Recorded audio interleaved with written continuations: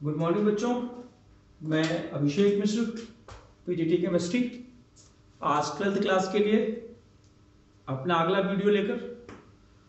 आज का हमारा टॉपिक है एमीन्स की प्रिपरेशन और उसकी फिजिकल प्रॉपर्टीज। इसके पहले वाले वीडियो में हमने आपको एमीन्स का आईयूपीएसी नेम, स्ट्रक्चर और उसकी बेसिसिटी को एक्सप्लेन किया था। आज हम बात करते हैं कि एमीन की हम प्रिपरेशन कितने मेथड से कर सकते हैं और वो तरीके क्या क्या है। सबसे पहला तरीका है कि नाइट्रो ग्रुप का रिडक्शन करा के हम एमीन बना सकते हैं। O2 की जगह H2 आ जाएगा अगर हमारा रिड्यूसिंग एजेंट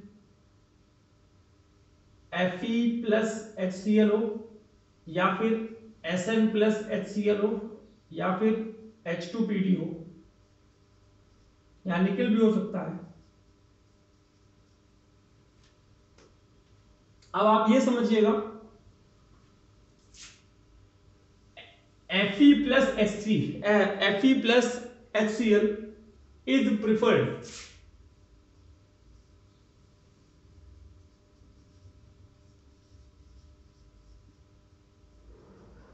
क्यों प्रिफर्ड किया जाता है इसके? ऐसी क्या खास बात है इसकी? इन्होंने कहा कि इस रिएजेंट में से Fe प्लस HCl की प्रेफरेंस ज्यादा होती है। क्यों? क्योंकि ये जब HCl से रिएक्शन करता है Fe plus HCl, it gives FeCl2 plus H2। ये H2 O2 को रिप्लेस करके यहाँ पे ऐड होता है, और जब FeCl2 मिला, इसके जब हम दोबारा हाइड्रोलिसिस करते हैं Fe OH का ट्वाइस और HCl मिल जाता है, और ये HCl हम दोबारा यहाँ पे यूज कर सकते हैं। इसलिए Fe प्लस HCl वाला रिएजेंट ज्यादा यूज किया जाता है। और इसकी अगर हम बात कराएं कन्वर्जन में कहाँ इस्तेमाल होगा, सपोज कीजिए कि आपको एक कन्वर्जन मिली है कि बेंजीन को कन्वर्ट करना है एनिलीन। अभी आपने बेंजीन से कन्वर्जन नहीं देखा, आपने क्या देखा कि अगर आपके पास नाइट्रो बेंजीन है तो इस नाइट्रो ग्रुप को रिड्यूस करने के लिए Fe प्लस HCl लिखा जा सकता है। अपने आप सेकंड स्टेप सोच लीजिए कि पहला क्या रहा होगा, बेंजीन से नाइट्रो बेंजीन कैसे बनेगा। तो आपको पुरानी बात याद आ जाएगी कि डाइल्यूट HNO3 और कंसंट्रेटेड H2SO4 का इस्तेमाल करके हम बेंजीन का नाइट्रेशन करा सकते हैं, तो यहां से नाइट्रो बेंजीन बन सकता है। तो ये इसका एप्लीकेशन है।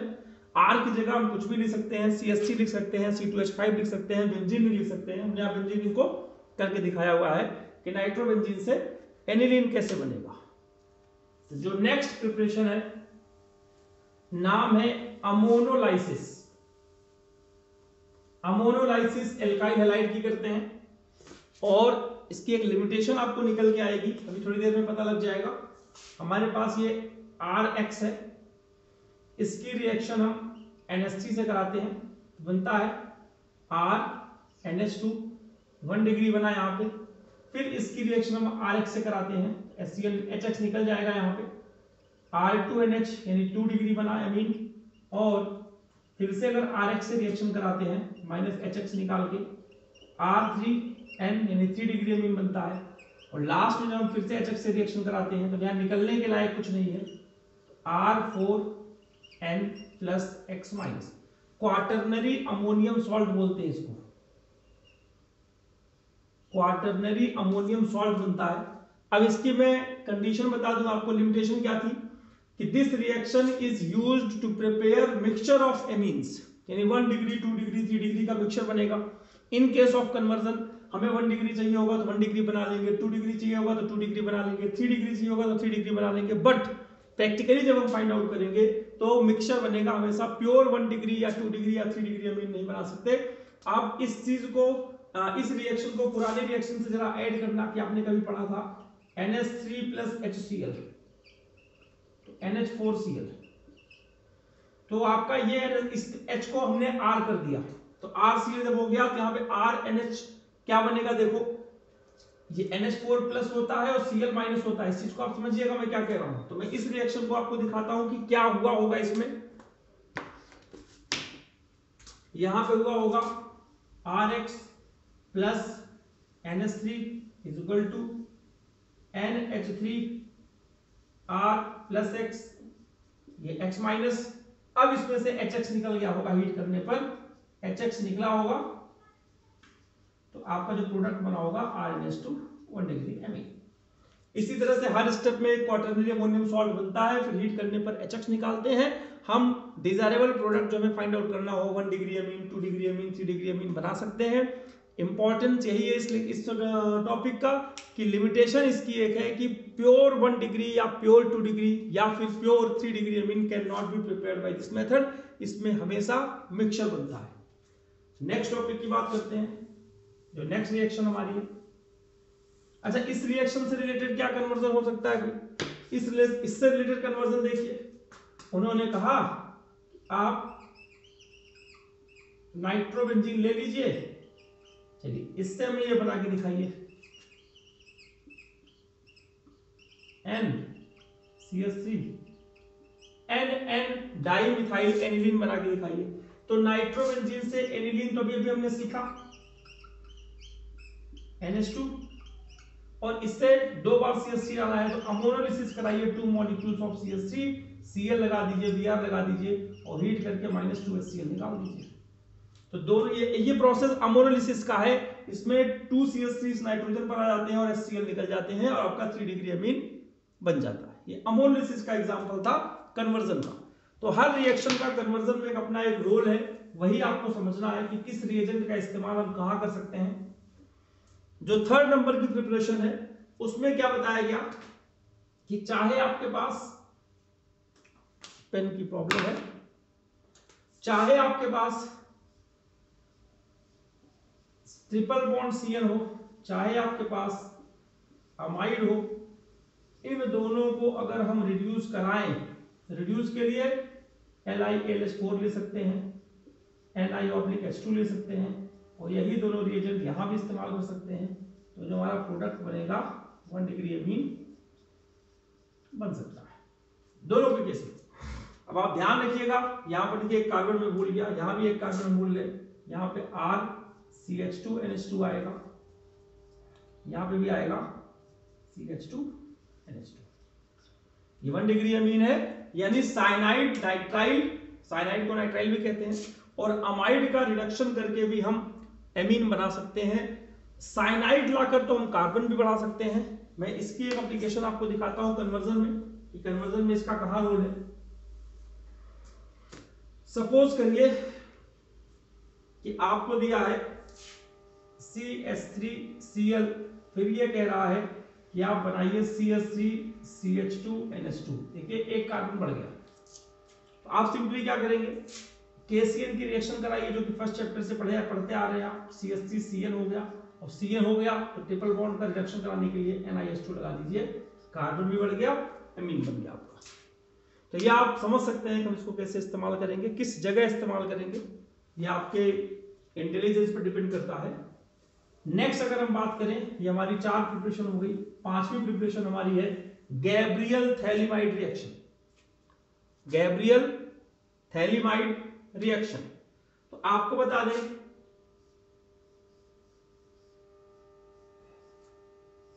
गैब्रियल थैलिमाइड रिएक्शन की बात करते हैं, ये आपका है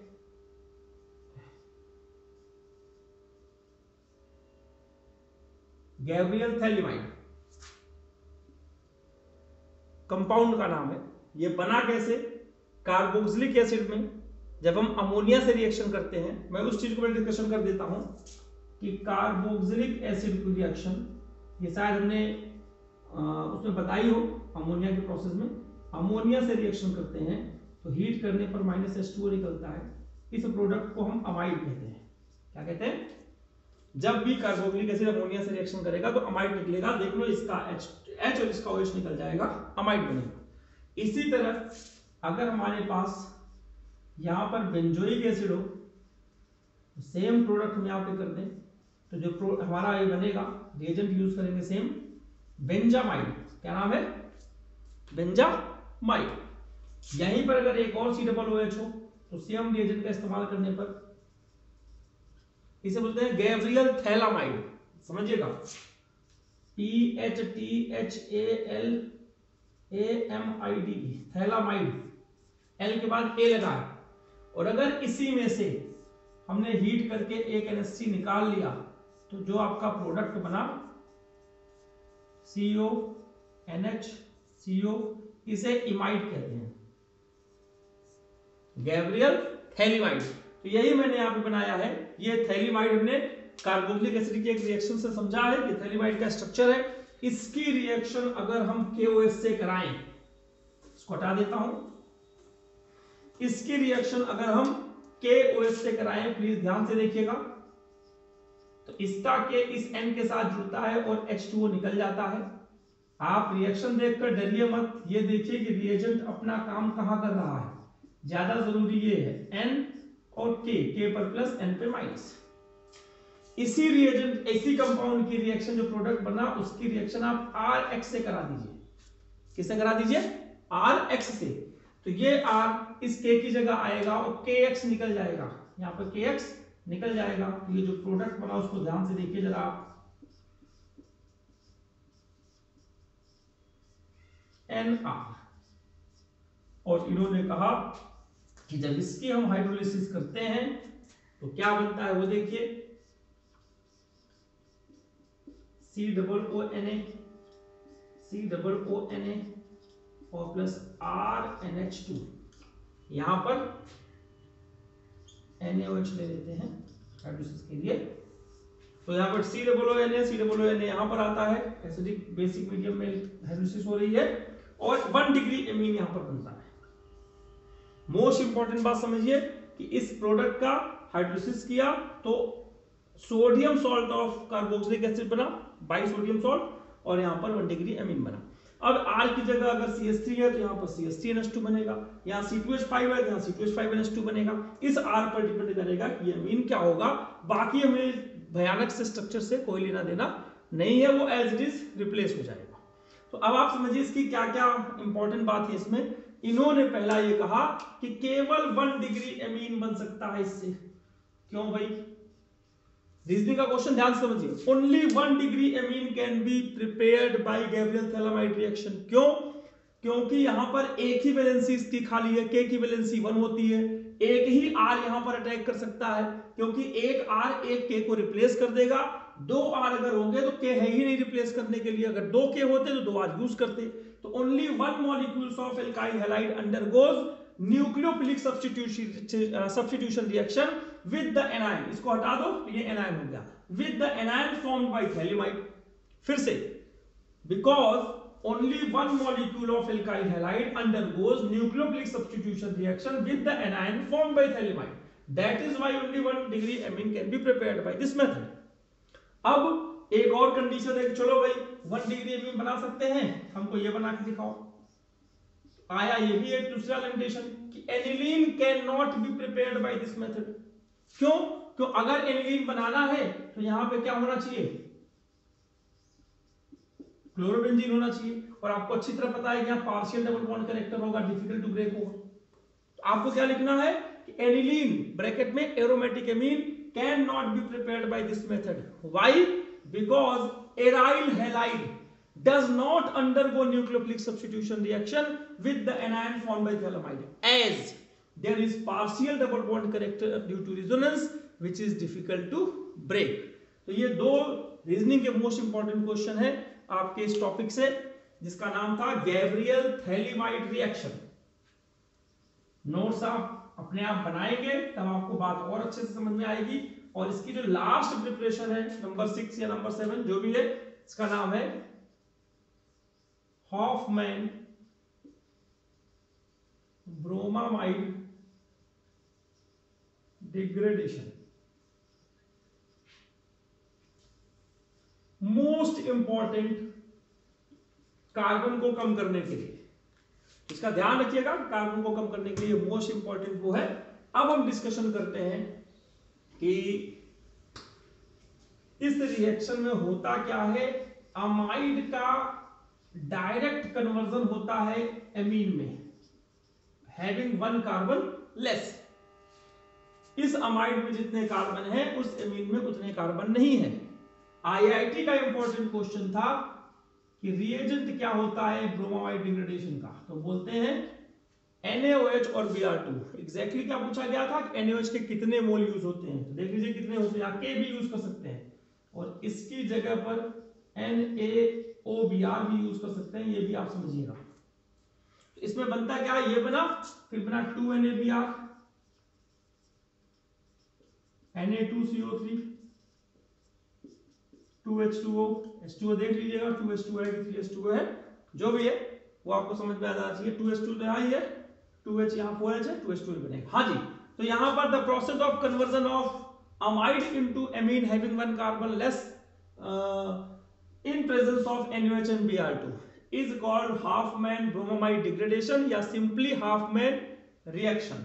अगर मैं इसी को शॉर्ट में कहूं, उस प्रोडक्ट का नाम बताइए जो बेंजामाइड के हाफमैन ब्रोमामाइड डिग्रेडेशन से बनता है, तो प्रोडक्ट का नाम क्या हो जाएगा, केवल एक कार्बन कम कर दो तो प्रोडक्ट का नाम है एनिलीन। ये छोटा छोटा क्वेश्चन नीट के लिए, आईआईटी के लिए।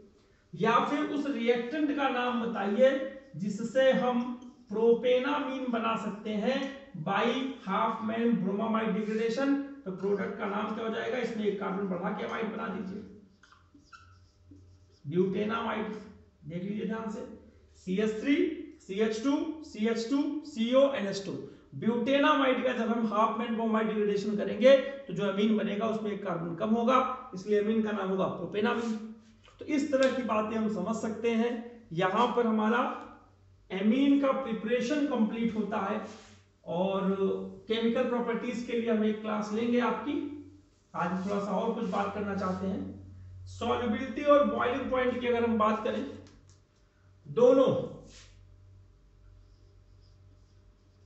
सॉल्युबिलिटी एंड बॉइलिंग पॉइंट, ये दोनों हाइड्रोजन बॉन्ड की स्ट्रेंथ पर डिपेंड करता है, इतना आपको समझ में आना चाहिए। H बॉन्ड इसमें ज्यादा होगा, इसमें सॉल्युबिलिटी भी ज्यादा होगी, बॉइलिंग पॉइंट भी ज्यादा होगा। अगर इसका हम एल्कोहल से कंपैरिजन करें, एल्कोहल से, तो एल्कोहल में H बॉन्डिंग ज्यादा होती है एमीन के कंपैरिजन में, चाहे 1 डिग्री अमीन हो, चाहे 2 डिग्री अमीन हो, चाहे 3 डिग्री अमीन हो। दैट इज व्हाई एल्कोहल का सॉल्युबिलिटी भी पानी में ज्यादा होता है और बॉइलिंग पॉइंट भी ज्यादा होता है in comparison to amine. But जब हम केवल एमीन की बात करते हैं तो 1 डिग्री एमीन का ज्यादा होगा, तो इसमें हाइड्रोजन बॉन्ड की पॉसिबिलिटी ज्यादा है, 2 हाइड्रोजन है। फिर 2 डिग्री का कम होगा और 3 डिग्री का तो लगभग होता ही नहीं, सॉल्युबल होता ही नहीं, वेरी लेस सॉल्युबिलिटी होती है। और इन सबसे ज्यादा हम अमोनिया का मान सकते हैं, अमोनिया में ज्यादा पॉसिबिलिटी होगी। और 3 डिग्री से भी कम हम मान सकते हैं एरोमेटिक एमीन में, यहाँ पर H बॉन्डिंग उतनी पॉसिबिलिटी नहीं होती, वो H फ्री नहीं होता। तो ये आप समझिए कि एक तरह से सॉल्युबिलिटी और बॉइलिंग पॉइंट फिजिकल प्रॉपर्टीज को रिप्रेजेंट करता है, जिसके बारे में हमने आपको डिस्कशन कर लिया। अब हम एक कन्वर्जन की बात करना चाहते हैं। एमीन की प्रॉपर्टीज रह गई जो हम अगली क्लास में डिस्कशन कर लेंगे कभी आपके साथ। आज हम सिर्फ ये डिस्कशन करना चाहते हैं कि कन्वर्जन पूरी केमिस्ट्री का एलिफेटिक अगर है चेन तो उसको हम कैसे करेंगे, हम एक छोटा सा आपको दिखाना चाहते हैं। हम चाहेंगे हमारे सारे बच्चे इस बात को समझें, इस तरह से बना हुआ शायद कहीं मिले उनको, एनसीईआरटी में तो नहीं है, तो हो सकता है कि आपके लिए कन्वर्जन में ये हेल्पफुल हो। हमने एक कन्वर्जन उठाई मीथेनामीन से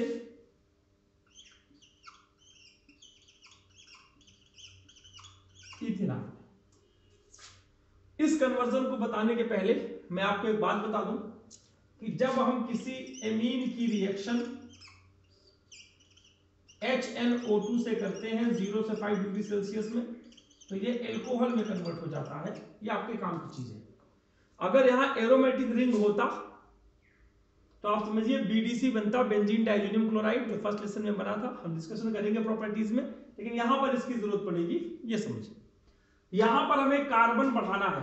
अब आ जाते हैं इस टॉपिक पर। तो कार्बन बढ़ाने के लिए मैं पहले आपको एक बात बता दूं, अगर एमीन का कन्वर्जन किसी और ग्रुप में करना है या उससे कुछ और बनाना चाहते हैं, कार्बन बढ़ाना चाहते हैं, तो सबसे पहले उस एमीन को पहले आप एल्कोहल में कन्वर्ट कर लीजिए, चाहे कार्बन कम करना हो चाहे ज्यादा। तो एल्कोहल में कन्वर्ट करने के लिए हमने क्या किया, वो रिएक्शन हमने आपको बताई, कौन सी रिएक्शन है, HNO2 0 से 5 डिग्री सेल्सियस। यहाँ क्या बन गया, CH3OH। अब CH3OH को हम जानते हैं best method to convert into Cl, SOCl2। क्यों हमने किया, क्योंकि हमें CH3Cl चाहिए। क्यों Cl चाहिए, क्योंकि कार्बन बढ़ाने के लिए Cl से ही KCl लगा सकते हैं। KCl वाली रिएक्शन अभी हमने आपको बताई, और KCl से ये बनाने के लिए अभी आपको बताया कि NiH2 भी लगा सकते हैं, NiLH4 भी लगा सकते हैं। तो this is the reactions for the increase in number of carbon atom.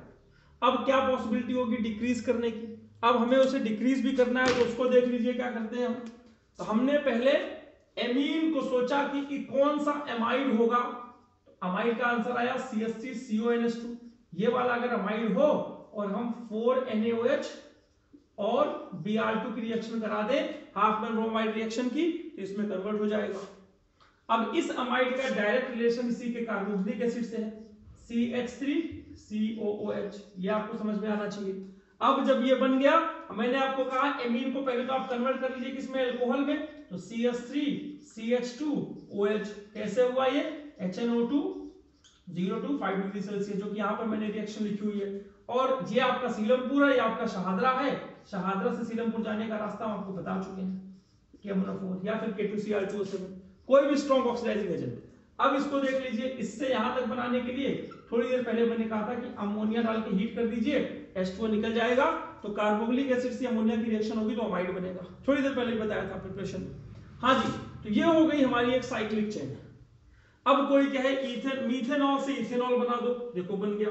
कोई कहे इथेनॉल से मीथेनॉल बना दो, देखो बन गया। तो यहाँ अपना दिमाग लगाकर कुछ और रिएजेंट की यूज से हम किसी भी एलिफेटिक फंक्शनल ग्रुप में हम कार्बन कम भी कर सकते हैं और ज्यादा भी कर सकते हैं, बस इस चेन का, इस साइकिल का इस्तेमाल करके। इसमें एक जो शॉर्टकट भी है वो भी देख लीजिए। आपने पहले पढ़ रखा है कि अगर Cn का पार्शियल हाइड्रोलिसिस करें, पार्शियल हाइड्रोलाइसिस, तो अमाइड बनता है। यानी यहां से डायरेक्ट अमाइड बनाना हो तो यहां जाओ, इतना घूमने की जरूरत नहीं है। और अगर कंप्लीट हाइड्रोलिसिस कर दें, H3O+ हो गया कंप्लीट हाइड्रोलिसिस, इसमें क्या बन जाएगा, Cl से डायरेक्ट कार्बोक्सिलिक एसिड बन जाएगा। तो इसका इस्तेमाल करके हम कन्वर्जन कर सकते हैं। सभी बच्चों से रिक्वेस्ट है कि इसका यूज करें, समझे क्या साइकिल है और कैसे हम एक लेसन से दूसरे लेसन में, एक फंक्शनल ग्रुप से दूसरा फंक्शनल ग्रुप कार्बन को ऐड करके या कम करके फाइंड आउट कर सकते हैं। मुझे जहां तक याद आ रहा है तो एक्सरसाइज का क्वेश्चन नंबर 5 या 6 से कन्वर्जन से रिलेटेड है, जिसमें इस साइकिल का बड़ा इस्तेमाल है।